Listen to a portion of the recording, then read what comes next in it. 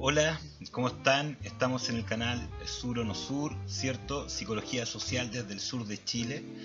Y hoy día nos encontramos, ¿cierto?, en la tercera parte de nuestro ciclo de videos con respecto a la modernidad. Y vamos a ir revisando distintos momentos históricos que resultan relevantes. En función a esto, hoy día vamos con otro momento, ¿cierto?, que es muy relevante de la historia de la modernidad, que es el Renacimiento.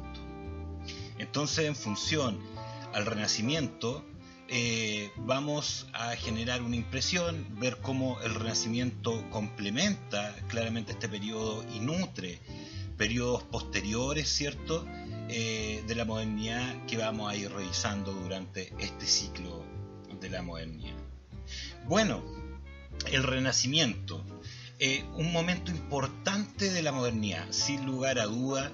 Decir que para el siglo XV, pensar el siglo XV, el siglo XVI, ¿cierto? Es pensar en el Renacimiento cuando hablamos de la Europa occidental, fuera del descubrimiento de América.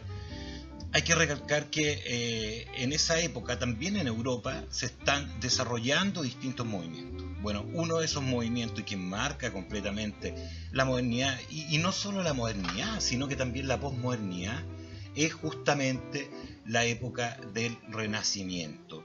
Y lo marca conceptualmente, lo marca artísticamente, lo marca científicamente. Bueno, también en la filosofía es una época que nos marca profundamente. ¿Y por qué hablamos de esta marca del Renacimiento como una marca que deja, en definitiva, en la sociedad posterior, la sociedad moderna posterior?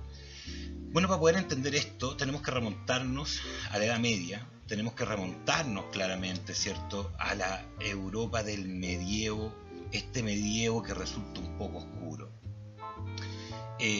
Cuando cae el Imperio Romano en su parte occidental, nosotros revisamos en nuestro primer video, ¿cierto?, cómo la parte oriental del Imperio Romano cae a manos del Imperio Otomano, ¿cierto?, liderado por Mehmed, en el 1453, ¿cierto? Cae fuertemente el Imperio Romano de Oriente por parte del Imperio Otomano, pero hay que recordar que también la parte occidental del Imperio Romano cae antes, y cuando cae la parte occidental del Imperio Romano se define el medievo, aparece la Edad Media, posterior a la caída del Imperio Romano de Occidente, que ocurre primero que la caída del Imperio Romano de Oriente, ¿no? En ese momento se habla de una edad media oscura. ¿A qué remite esto? Remite a la idea de que Roma, de alguna manera, es destruida, saqueada y olvidada por todas las otras civilizaciones y pueblos europeos, ¿cierto? Y movimientos también que llegaron desde el Asia, a comprometerse, ¿cierto?, con la destrucción de Roma de alguna manera. Fueron distintas oleadas de ataque que en definitiva lo que generó históricamente fue la idea de negar ese pasado romano que se impuso identitariamente en el resto de los pueblos, ¿cierto?, de la Europa occidental. En ese tiempo la sabiduría, el conocimiento, no solo de Roma, el conocimiento romano, el conocimiento griego, el conocimiento que provenía de Oriente, de la antigüedad, la biblioteca de Alejandría, ¿no?, en el norte de África. Bueno, todo eso pasa al olvido, porque quien contaba esta historia eran los mismos romanos que conquistaban Europa y que denominaban a los galos, a los teutones, a los alemanes, las famosas tribus germánicas, ¿no? Los consideraba bárbaros a todos por no compartir su lógica civilizatoria. Entonces, en definitiva, la Edad Media una vuelta de espalda a todo el acervo cultural romano y a todo el acervo cultural y tecnológico romano que provenía también de la Grecia antigua, ¿no?, y de todo el saber del Mediterráneo y el Mediterráneo africano, como podemos ver por medio de la lógica de la biblioteca de Alejandría. Bueno, se entra en una etapa en donde el feudo y Dios muy potente. La construcción del discurso y de la verdad y la existencia humana se valía a partir de la espiritualidad completamente en la Europa occidental de la Edad Media.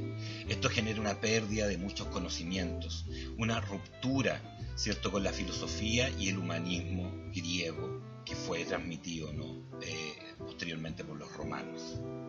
Sitúa a la Edad Media en una época muy rudimentaria, muy rústica con respecto a las posibilidades existenciales del ser humano y dejar de ser el observador de la obra de Dios. El ser humano estaba atado de manos de alguna manera en la Edad Media, ¿cierto?, observando la obra de Dios y no pudiendo ser un actor relevante en su propio destino.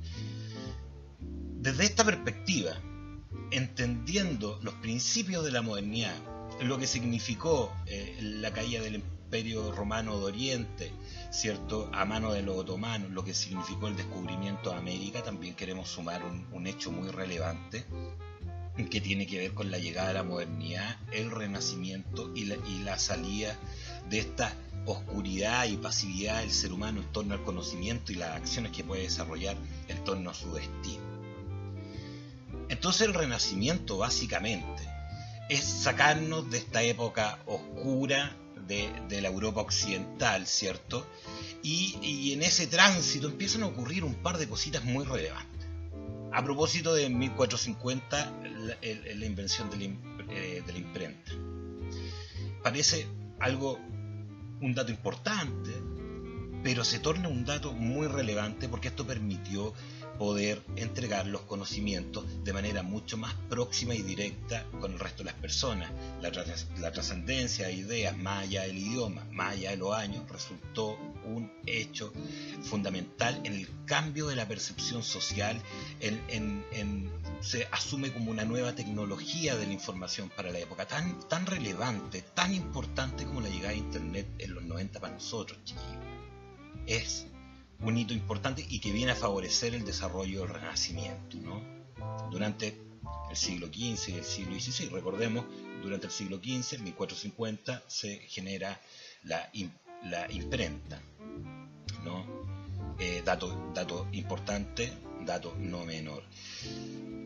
El Renacimiento, siglo XV, siglo XVI, donde explota, o por lo menos donde podemos decir que se convierte en el epicentro, en el conato, en el lugar donde nace la potencia expresiva del Renacimiento. Nos tenemos que remontar a la Florencia del siglo XV. O sea, fue justamente acá en donde la expresión artística, ¿cierto?, y científica explota en el Renacimiento y el hombre, ¿cierto?, desde esta lógica patriarcal de la época, el hombre logra empezar a desarrollarse y ser el constructor de su propio destino desde el arte, desde la filosofía, desde las ciencias, etcétera, etcétera, etcétera. Muy relevante Florencia, ¿no?, en la construcción de este renacer. ¿Por qué renacer? Porque es un renacer del hombre como creador de su propio mundo y conocedor, el que quiere descubrir, el que quiere observar, pero para cambiar y transformar el mundo, ¿ok? Renace en función a las ideas greco-romanas, ¿cierto?, de la filosofía y la ciencia de esa época, que todo ese conocimiento muere en la Edad Media, ¿no?, y renace en el Renacimiento. Por eso se llama Renacimiento, porque renace el conocimiento greco-romano. Se profundiza la importancia de la ciencia, de la filosofía, ¿no?, del arte, en esta época del Renacimiento, porque lo que renace en definitiva es la noción humanista de la lógica greco-romana.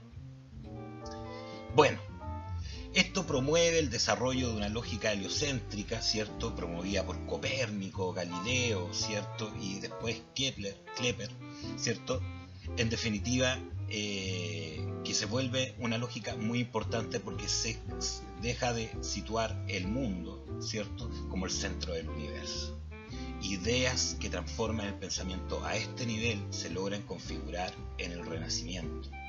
Entonces, evidentemente, a propósito de la psicología social, es un tema trascendental para nosotros poder entender, ¿cierto?, qué lógicas del pensamiento se estaban dando para reconfigurar el mundo en el Renacimiento. Bueno, el gran aporte del conocimiento, ¿cierto?, que se genera en esa época por parte de los científicos a propósito de la astronomía, ¿cierto?, es muy potente. Vemos en imágenes, ¿cierto?, un cuadro de Copérnico en plena creación, ¿cierto?, de la lógica heliocéntrica en ese tiempo. Bueno, importante, ¿cierto?, recalcar que el humanismo, que es lo que renace en el Renacimiento, plantea la idea de retomar los valores y las definiciones, ¿cierto?, del mundo greco-romano para poder entender y transformar el mundo. El hombre como un articulador y constructor de realidad. No me tengo que quedar sentado viendo la obra de Dios, sino que tengo que ir a crear y reproducir el mundo. ¿Ok?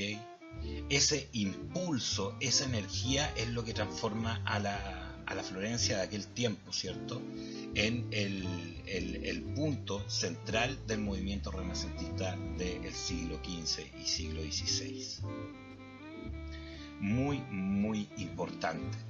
En esta lógica humanista, a mí me parece valioso recalcar que el humanismo tiene que ver con la idea de volver a centrarnos en el ser humano, ¿cierto?, como el ser creador del mundo, el ser constructor de su propio destino y que tiene que conocer para poder transformar. Estas ideas griegas, desde la filosofía griega, ¿cierto?, en definitiva, aparecen de manera muy potente, se retoman de manera muy potente. ¿Ok? Y esto no repercute solamente en la filosofía, esto hay que dejarlo muy en claro, esto repercute fuertemente en el arte. Ya durante la Edad Media, las figuras de Dios, de la Iglesia, las figuras religiosas, se trataban con mucha distancia y con mucho cuidado. El pudor era exagerado, ¿cierto? Y las imágenes generalmente aparecían muy deshumanizadas, muy endiosadas, ¿cierto? Y muy tapadas, ¿ok? Con rostros muy serios. Y este humanismo que impregna el Renacimiento, ¿cierto?, empieza a mostrar en el arte figuras muy realistas, ¿cierto?, figuras muy humanizadas, y que en definitiva mostraban un gran respeto por el cuerpo humano, pero en su exposición. Se retoma esta lógica griega humanista, ¿cierto?, del amor por el cuerpo, del amor por el físico, del amor por la estética humana, en definitiva. No había que esconderlo, ni sentir vergüenza, ni alojarlo en una lógica del pecado, como algo oscuro, ¿no?, que es lo que había pasado en la Edad Media. Entonces es una especie de desate, despojo, ¿cierto?, de un montón de prejuicios que habían construido en la Edad Media, ¿cierto?, incluso todo el arte, y se liberan de alguna manera para poder generar propuestas vanguardistas, innovadoras, de estéticas, ¿cierto?, que si bien para esa época eran emergentes, estéticas humanistas emergentes en el arte, ya venían en su segunda vuelta porque fueron desarrolladas, ¿cierto?, hace más de 2000 años atrás, que desde el tiempo de los griegos. Bueno, es muy importante, ¿cierto?, entender el respeto por el mundo griego. Podemos ver en el fresco anterior, ¿cierto?, en el cuadro presente, el respeto por el humanismo, la presencia del cuerpo, la exposición del cuerpo, incluso en lógicas espirituales o angelicales, ¿cierto?, o que relatan historias de Dios, nos podemos dar cuenta la lógica de la presencia del cuerpo, sin ningún temor, ¿cierto?, al desnudo, tratando de presentar de la manera más realista posible la configuración humana. Me parece una idea muy importante y se representa constantemente en cuadros, en frescos, ¿ok? Entonces es muy importante tener claro que el humanismo no es solo una reconfiguración filosófica, ¿cierto?, del ser humano, su ontología del observador que conoce, transforma el mundo en el que está, sino que también desde la estética.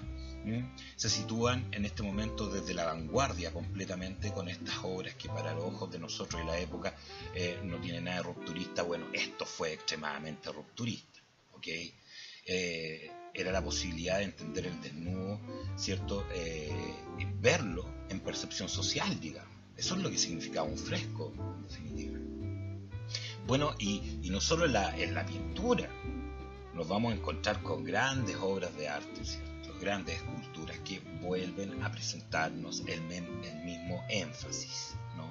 Este énfasis humanista, en donde se rescata la importancia del cuerpo y se coloca a la figura humana, ¿cierto?, también desde el arte, en el centro del mundo. Muy, muy importante, porque esta época nos va mostrando, ¿cierto?, cómo el humanismo, la presencia del ser humano, está en todo: ciencia, política, arte, ¿cierto?, filosofía. Incluso podemos ver, por ejemplo, en esta obra, cómo la figura materna representada en María se ve como una persona muy joven, ¿cierto? El detalle del cuerpo de Cristo en sus brazos, también se observa un cuerpo detallado, ¿cierto?, al milímetro. Entonces nos damos cuenta que incluso con las figuras religiosas que antes se habían visto con mucha distancia, aparecen, ¿cierto?, en una exposición muy realista, poniendo énfasis en el cuerpo y poniéndolo en valor. ¿Ok? Poniéndolo en valor. Resulta muy, muy importante visualizarlo en esos términos. Bueno, la Mona Lisa, como icono de la época, nos muestra en la estética de la pintura, ¿cierto?, el realismo, por sobre todas las cosas, de la figura humana. La connotación de la época presente en el cuadro, o sea, es muy icónica la Mona Lisa en función a eso. Bueno, en realidad es muy importante lograr comprender, ¿cierto?, estos puros cuadros pintados en la época del Renacimiento, y si nos damos cuenta, la lógica romana, la lógica epopéica, ¿cierto?, romana y griega, representada, ¿cierto?, a través de los diálogos, la mirada angelical, ¿cierto?, la humanización del cielo, la humanización de Dios, la humanización de los ángeles, la humanización de María.